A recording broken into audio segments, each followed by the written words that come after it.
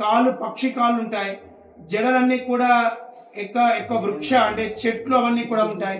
ఇలాంటి ఒక విధానంతో నారసింహ అవతారం వచ్చిందంటే 33 కోట్ల జీవరాశులు. అంటే ఉదాహరణ మీకు చెప్తూ ఉంటుంది ఏంటంటే, మనం ఒక మట్టి దగ్గర కూర్చున్నాం అనుకోండి, ఒక దగ్గర మీరు బీచ్కి వెళ్ళి కూర్చుంటే నది దగ్గర, ఇక్కడ ఎలా ఉంటుంది, ఆ మట్టి మీకు అంటుకుంటుందా లేదా?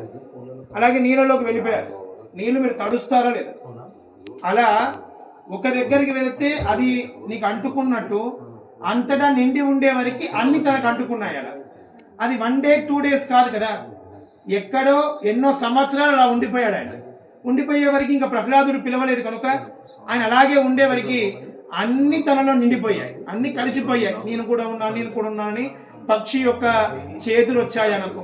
అలాంటివన్నీ కూడా జరిగినటువంటి ఏక అవతారం ఏదైనా ఉంది అంటే అది నరసింహ అవతారం.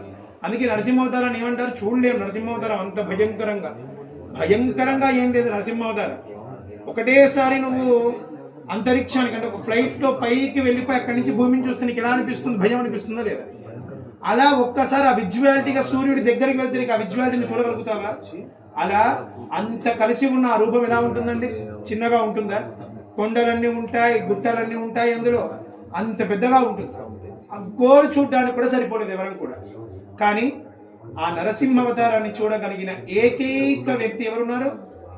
ప్రహ్లాదుడు ఉన్నాడు. అక్కడ నారాయణుణ్ణి స్మరించిన వాడు కాదు, ఆయన మాత్రం ఉన్నాడు అని నమ్మినవాడు. ఆయనకి ఎలా కనబడ్డాడు? నరసింహుడు మంచిగానే కనబడ్డాడు, నమస్కారం చేసుకునేటట్టే కనబడ్డాడు. కానీ ఎందుకు తెలిసిన, భక్తుడికి స్పందించే భావన నారాయణుడు ఉంటుంది.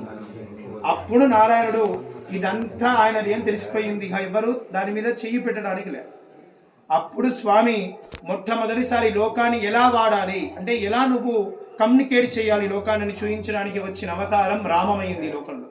ఆ రామావతారం వెళ్ళాడు, ఒక రాయితో కమ్యూనికేట్ చేశాడు రాముడు.